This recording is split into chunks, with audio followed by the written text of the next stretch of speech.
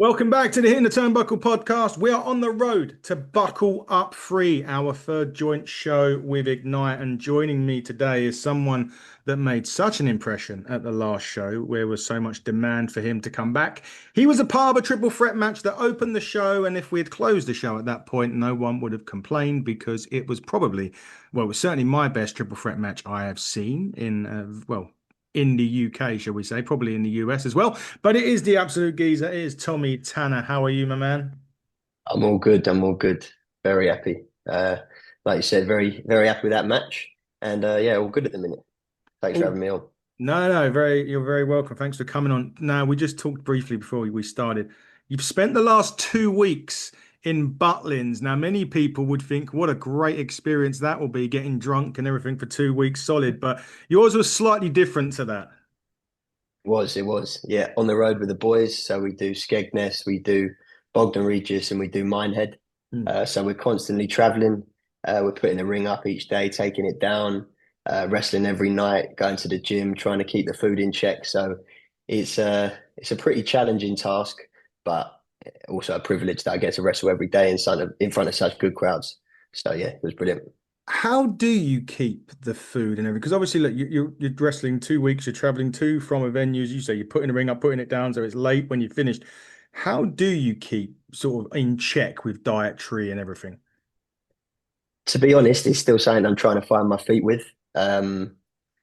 It's a lot of eating when you can. The venues they feed us breakfast in some places and lunch in some places, so we get to eat then. And obviously, you just try and stack your plate with as much protein and as much carbs as you possibly can to get through. And then in the meantime, it's just late trips to the shops and stuff like that, and just again packing out the protein where you can. Is tough to cook and that on the road. So, like I said, you're just trying to stack it out if and when you can. And I can imagine the body is more. Do you get used to it 2 weeks wrestling constantly? Does the body get used to the pain of hitting those ropes, hitting that ring, flying over the top? Or is it something that you had to get used to because it's 2 weeks solid of doing it? You condition yourself over time without a doubt. So the first week was actually better, and I've learned in previous weeks where I've done a full week of wrestling because obviously it's quite new to me. I've only been doing it for a year. Um, how to handle it better, and maybe when to pull back on certain moves and stuff like that, and not risk it every single night. But yeah, it also depends who you're in there with and what kind of match you're having. Like I had a match with a great guy, Mickey Long, and must have done 35 minutes in a singles, and I could tell you, I was definitely sore after, but it was one of the most enjoyable and best matches I've had. So I was really happy with it. But yeah, I was certainly feeling it after. You've been doing that. I mean, this is ridiculous to hear. I mean, guys, if you've never seen this man, and the fact he's just said he's been doing this a year, is a joke, to be quite honest with you. I think I got told that after, it may have been after your match at Ignite, and I can't still fathom it. You've been doing this a year. Yeah, my debut would have been last August. So yeah, a year now. That's just stupid. I was talking to quite a few people actually. We've had quite a lot of interviews the last couple of weeks, and I've always mentioned you on the podcast quite a bit to the American guys. And I said if you ever come over to the UK, you need to look at this guy. And I think I said it to, there's an NWA guy called Jack Talos. He's like 7 foot. He's a bigger old giant. He's just filming with Kate Beckinsale, actually. He's just been over here Oh, wow, doing that. What a that's a joke. result for him. Yeah, yeah, what a result, eh? Yeah, and Yeah. um, and I was talking to him about it, and he's actually he messaged me today actually, and he went, I can see what you mean because I said in my sort of the fact I was interviewing you, and I come out and said, if this guy ain't on everybody's lips in the US in 12 months, what is wrong with this world? And he went and looked at like watched something. I don't know what he's seen. He saw something of you, and he's messaged me today, and he went, I can absolutely see what you mean. This guy is incredible. Is that interesting? Like, and this is no joke. I could show you the message himself, but is that something that kind of makes you sort of think, wow, this potentially could go somewhere. I know it's only another wrestler, but that could open doors potentially. It's really cool to hear stuff like that, and I appreciate you putting my name out there. And yeah, that's exactly what I'm bloody going red. I can see it on the camera already. Um, but yeah, that's something I've always aimed for. Do you know what? People might think it sounds a bit brash, but when I walked into Greg Burridge's school on day one, Hmm. I sort of said to him, I was a little bit older than most people when they started. I was 26 when I went to my Mm. first session, and I sort of said to him, "Listen, if I can't, get signed and work with the biggest companies in the world, I don't want to waste my time." And sort of within a week, because of my background in gymnastics and rugby, um, he was like, "You got it." And I've been like, 100% committed from then. Worked really hard the past, 18 months and obviously year of doing matches. But yeah, to hear that from people and to hear that I'm being recognized and from peers like on Butlins as well, they say I'm Mm. improving every day. It's a really big thing for me. So Yeah. yeah, no, I appreciate it. No, it's very good. Listen, we don't mix our words on here. We'll say what we think, and you blew everyone away. Certainly at Ignite, that's for sure. Thank you. So much so, I believe you got another booking at TNT. That's it. That's it. It was great. Jay was there on the day, Yep. and he had a word with me after. I briefly met him before because I went Yeah. to train up at Dean Allmark School Mm. in Liverpool, and yeah, he was really impressed with the match. And obviously, I'm at TNT with Denzel, so he's impressed with both of us. So yeah, really looking forward to that. It's a great opportunity to get on some bigger shows and even getting my face around the country because I've sort of only worked in the south at the minute. So Yeah. yeah, I'm very excited for that. Yeah. It I should don't know how be. much deathmatch stuff I'll be doing though. Yeah, I was going to say I'm that one not I'm might. not That one exactly might. extreme. Yeah, that one might not necessarily be a death match, but yeah, TNT is very, yeah, they do like their death matches over there, and fair play to them. For you, Yeah. you mentioned Greg Burridge, and I remember him. My days when I was used to go up to 1PW when it was a company first time, and he was there with his dice in his pants. That's it. Yes, he does. I mean, what a great trainer. You mentioned Dean Allmark there.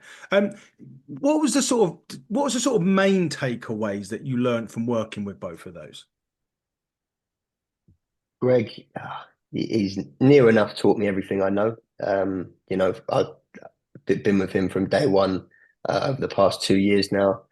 And the biggest thing that he stressed to me from day one, because he sort of could tell that I had the athleticism Mm. from my previous background, but it was being a character and connecting with people, which is like the most important thing. And you know, a lot of wrestlers, I think nowadays, don't want to say they forget that connection, but they want to get their stuff in, and they want to try and do as many moves as possible. And I've really switched my mindset because I thought day one when I walked into the gym, I was like, right, I can do a backflip onto someone, I could do this, I can do that. I might have it cracked, who knows? But then I quickly learned that that was not the case, and I was pretty nervous when I walked in day one, but he helped me shape my character and again how to connect with the audience and stuff like that, and something that he really stressed. And then I only spent a short time with Dean, but he showed me, that sort of British style, and it wasn't so. Greg is more of a lucha style. He knows a lot of British as well, but he just showed me some cool things. I was only up there for a couple of days, but he was great as well. I've also been working with Joel Redman a lot Yeah, recently since I've been doing Butlins, and again, he's a cardio machine. He's yeah, definitely, without a doubt, maybe the best wrestler in the country. He's so good, and again, he's been stressing that British style and fundamentals and that sort of stuff. So yeah, it's been great yeah. working with all of those coaches. Yeah, working with those guys is just ridiculous. And you just kind of have to be a sponge, don't you? And just take everything in. And where, sometimes it's even stupid. There's hard cam. And I know sometimes it moves in some places and you've got to get used to doing that, especially if you're going to a company. I think if I'm right, TNT might be on television. I can't remember if they've got one of those ones that are on the Extreme channel or something like that. Okay, So you're going to have to learn camera might be that side or cameras. this side, That's where the it. cameras are, right? To play up to the camera. But you mentioned your background there, gymnastics and rugby. I mean, that must have really, I mean, obviously it does help because you've got the frame. So there's that build to it. The gymnastics will help you, with everything that you need to do in terms of, your flying ability and stuff like that. Was there anything that like took you by surprise though when you walked in the first, like, not the first couple of sessions you're doing and thinking, Jesus, this is not what I expected in certain ways. It's tough to say because I know I started late, but being a wrestler is really what I always wanted, to be Yeah. honest. I I suppose the most different thing out of anything that I would have done previously was the bumps. But and I think a lot of people say this when you take your first bump, you sort of know. And for me, it almost felt natural. It was weird. So yeah, the bumping was the only different thing. Running the ropes was also fine. It sort of don't want to say it come natural to me, but I got to grips with it pretty quickly. And a lot of the stuff, um, from a physical and athletic standpoint, I seem to get to grips with pretty quick. It's more the connecting with an audience, which is the tougher side of it. But I suppose Mm. because I've been in sort of elite sport a lot of my life, we're taught to get the audience away, Yeah. drown everything out from around you. So now having your complete focus on them while you're trying to perform was the biggest change for me. Yeah, I remember taking my first bump and I was like, yeah, I'm done. Thanks. I'm good.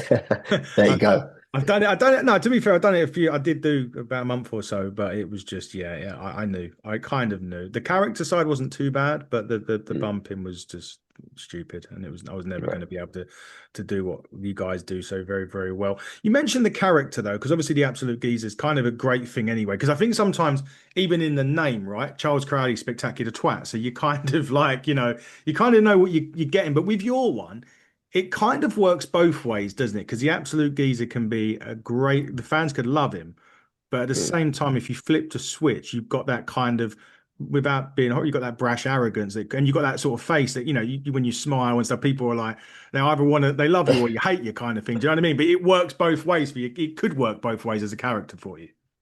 That's it. That's it. The ultimate geezer is the one. A little bit of Oh, inspiration from Ultimate Warrior there. yeah. But no, you're right. And it could work both ways. At the moment, the crowd seems to love me. I Yeah. try not to be too arrogant when I go out there. Try to have a good time with everyone, get everyone involved, and like I say, connect with them. So, but I'm sure there'll come a day where, there's a fine line, isn't there, between Yeah. confidence and arrogance. So, if that switch ever does get flipped, I'm sure it won't be too tough. We'll see. No, we'll see. I was getting you and Tommy Cole because he's the absolute maverick. That's how I was. Right, yeah, Yeah, getting in my head because I'm going through the buckle up card and in my head. But yes, look, we're on the road to buckle up, and it wouldn't be reminisce for me to talk about your opponent. We're talking somebody now. You saying about how the crowd up right at the moment loving you. This is a guy that the crowd absolutely despise. So this is a real babyface heel kind of thing with probably one of the best heels. And to be honest, one of the best heels in Brit Rest. I don't know if this is going to be your biggest match in Brit Rest, and I'm sure you may or may not tell me, but Spike Trevay has been well renowned, big longest reigning Progress champion. He was everywhere he goes, he wins championships. Now, of course, he was unlucky against Tommy Kyle when he come up against him at Ignite. But you going into this, I mean, is it exciting that you're going up against this guy because you know what he's like? Is there any nerves there? How are you feeling close to this event? I'm excited. I like to test myself, and like you said, he's a massive name on the UK wrestling scene. He's done things that I could at this point dream of doing. So a lot of respect, but I'm not nervous. I'm excited. I'm ready to go. I'm ready to go against any opponent who they throw me in there with, and I'm hoping that I can steal the show again.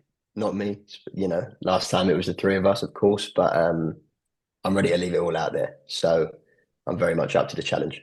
It's going to be an interesting one, though, isn't it, with Spike? Because he wrestles in such a unique way. There's a lot of uniqueness about him, even from his entrance when he comes out with the mask and everything on. And the Ignite crowd last time didn't take too kindly to the fact that he was bald, which I took exception to a little bit, being me. But he is very, I mean, you was really exciting last time you were doing the high flying and everything like that. Is it going to be a slightly different Tommy Tanner in terms of when you get in there because of the way that he works? Absolutely. I think you have to adapt to anyone.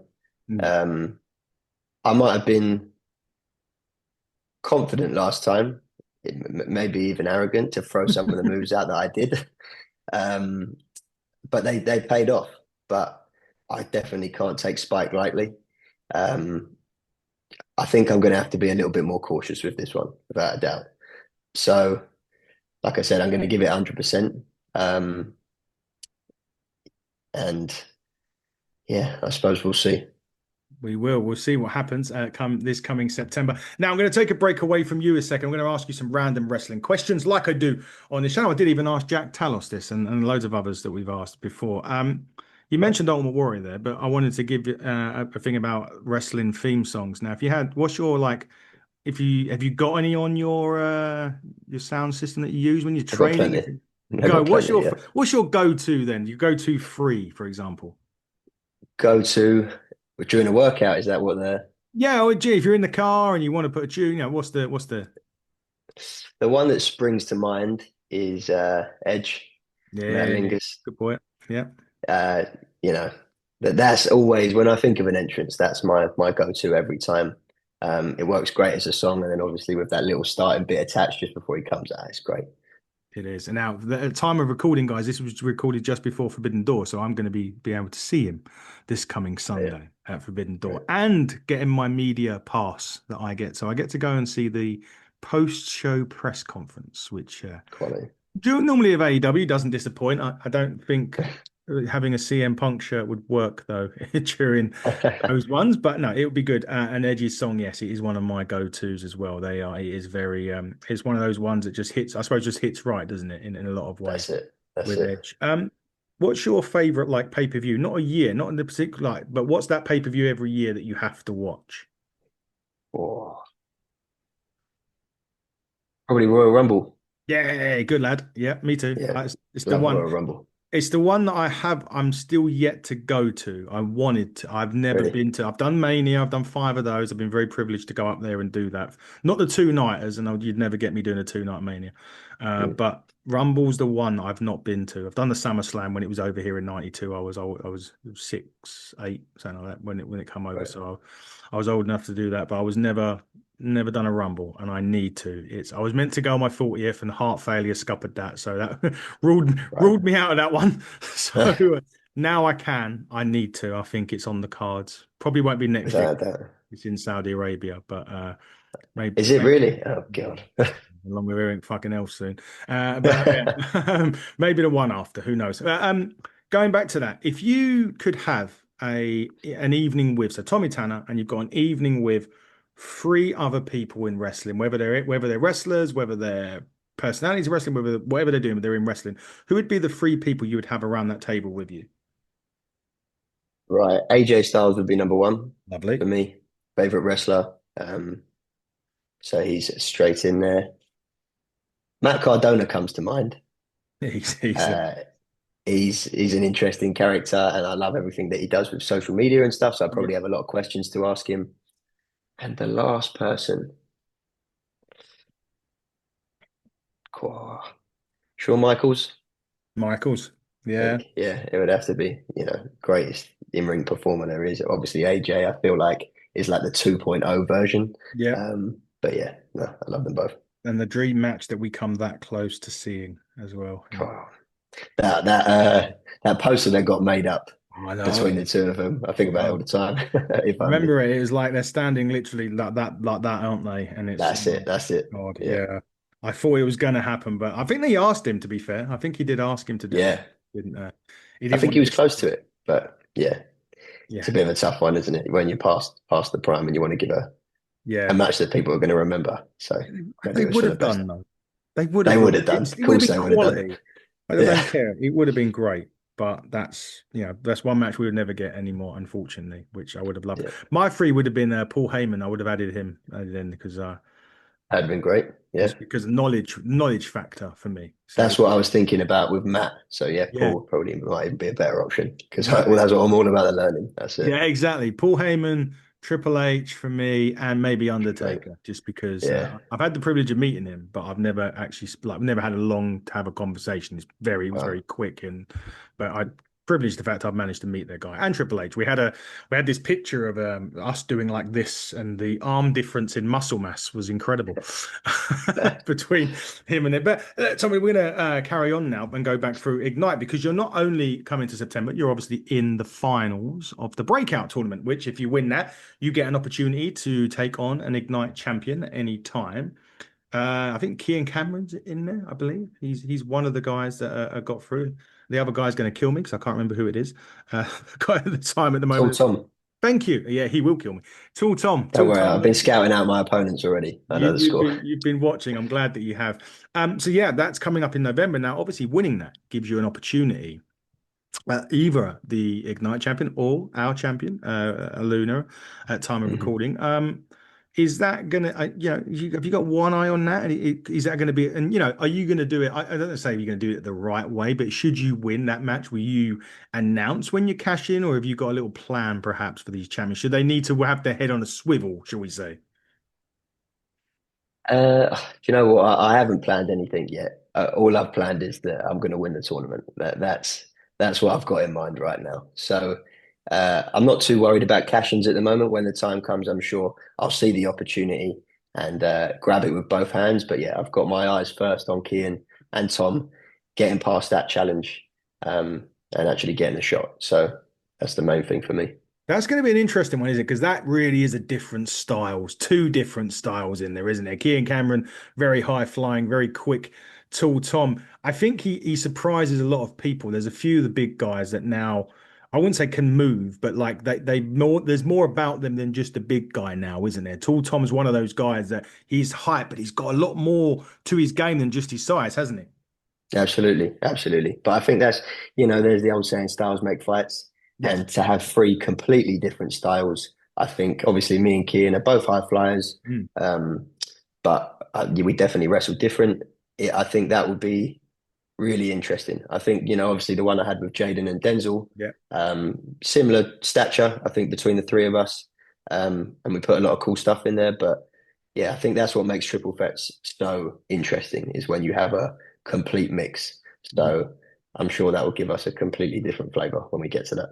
Yes, when we get to the November show, chapter, I want to say 4 or 5, I think that's called, or is it Curtain Call? I can't remember it's that and February of that. The chapter 5 and Curtain Call are both November and February. It's just whatever way round it is. So that'll be great in November for everyone that can't come to Buckle Up, but there isn't a lot of tickets left for Buckle Up. But I just want to touch on one other guy at Buckle Up, actually, Tommy, before we start wrapping up. Will Cruz Hmm. is going to be there fresh Yeah. off of his WWE tryout, and another one that when we was talking to guys this week, he was actually that were really impressed with is him. I mean, he's a different kind of specimen, isn't he? That guy, for his size. I mean, when he was last at Ignite, when he took on Smashy Mike, who was our champion at the time, Hmm. he moved the ring when he done like a corner splash, and That sounds about right. the Yeah. ring, the ring moved. That guy, I called him an anomaly. An anomaly, that's the word.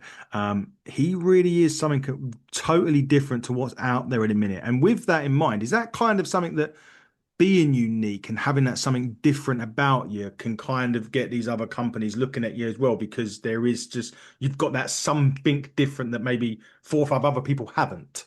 Yeah. I think that's got to be the most important thing for any wrestler. It's hard to be in nowadays, it's hard to be the best at Mm. anything. And I got told, I think it was Austin Aries, who's another one of my Yeah. favorites. I went to a seminar of his and he said to me, don't be better, be different. And that's what I've tried to do in as many aspects as I possibly can. Do you know what I mean? And trying to stand out, whether that's my gear, whether it's my move set, um, and Will's obviously a great example of that. I remember I went to the Strong Style 16 this year, Oh and he yeah. done a Spanish fly off the top with Charlie Sterling, and that's all I remember from the show, to be honest. Because how do you top that? Do you know what I mean? So yeah, it was pretty special, and yeah, it was definitely different. So I think that's extremely important in wrestling. How do you top that was exactly what everyone said when you left when your match finished at Ignite. We walked up That's to what I want it to be every time. we walked up to Chris Aries and everyone and Mike and was like, yeah, good luck with that. See you later, guys. We're There going you home. go. Yeah, it literally that. But look, before we start wrapping up, tell me, look, what is, if you had a crystal ball in the next 12 months and you could predict the future for you, where would you see yourself in the next 12 months? The the honest answer is I'm not going to beat around the bush. I want to try and get a WWE tryout. Um, I want to be signed. That's it. I think that's everyone's aim in the Yeah. game. Do you know what I mean? And like I said, I'm a little bit older than you know than when other people start, and I'm not trying to waste time. I'm not trying to mess about. That's why I'm grafting so hard. Why I'm trying to be different. So if I can lock in a tryout, whether I get signed or not from that tryout is a different story. But that is my main goal this year, and just building my profile, building my brand as I've tried to do on social media already. A lot of people love it. Mm. I've got loads of good feedback from it. So continue to doing that, putting my face about, whether that's in the UK, internationally. But certainly the main goal is a WWE tryout. That would be incredible if you managed to do, especially if you'd done it in the next 12 months, you'd have been wrestling 2 years and then you get that. And some people don't even get that in their career, let alone in 2 years, which would be a main feat. You mentioned social media though, because that's, listen, you're talking Matt Cardona, right? And he was the one, Yeah. he was social media before social media was a thing. That was like, that come out and all of a sudden wrestling has now massively changed because you're cutting promos on damn X or Instagram, or you're continuing storylines on social media now. That's how important it is. Is that just now probably as big as like getting that social media and being able to use it right? Is that near enough as big as kind of your character in many ways? Because if you get that right and you've got that following there, that kind of helps how your basically career goes in the wrestling business. I think so. It's a free tool and probably the biggest tool that any wrestler can have to build their brand. You know what I mean? If you look at WWE and what they're doing nowadays, um, they're picking up people because they have a following. Like if you look at Logan Paul, it's Yeah. because he brings a whole new audience to the game. Do you know what I mean? And I'm sure, and I know for a fact that they're giving trials to people that have never wrestled a day in their life, but Mm. because they have 100,000 plus followers on Instagram, that brings an audience that, and then they can teach them to wrestle afterwards. Do you know what I mean? So it is absolutely crucial, and I don't, and I, and yet when I started, I wasn't too sure about it either. I'm sure no one is because it's a bit of a tough one to bite the bullet and do. But as soon as I did, I never looked back, and I put everything into it, and it seems to have served me really, really well. Whether that's with promotions, fans, um, even reaching out to people to like, make gear and stuff like that. If you've got a bit more of a following and you look a little bit more professional, they're more willing to work with you. And that seems to be in every facet. So I think it's very important. And if people, I think there's certainly people that underutilize it. Do you know what I mean? So I'm trying to get as much out of it as I can.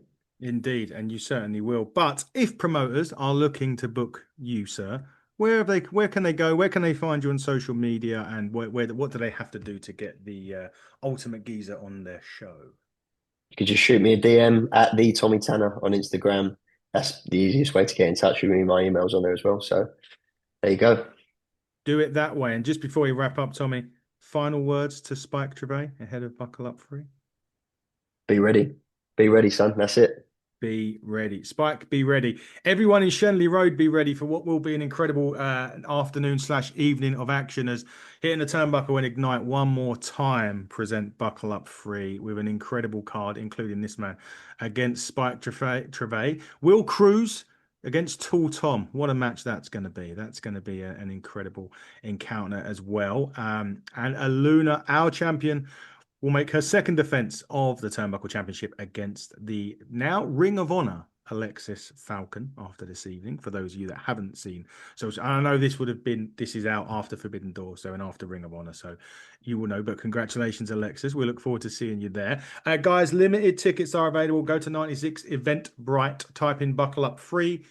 If there is any by the time this video goes out, they'll be there. I don't think there will be, but if there is, well, but Tommy, we'll see you there. I can't wait to see you in September. Good luck and any other show that you do before that. And we'll see you on September the 21st. We hope to see you there too. But follow us at HTD Buckle on X, HTD Buckle on YouTube, Hitting the Turnbuckle podcast on all other social media outlets. Until next time, everybody, from the old McGeezer, Tommy Tanner, I have been your host, Adam Cousins, and you have been watching the Hitting the Turnbuckle podcast. Until next time, buckle down, stay safe, good night.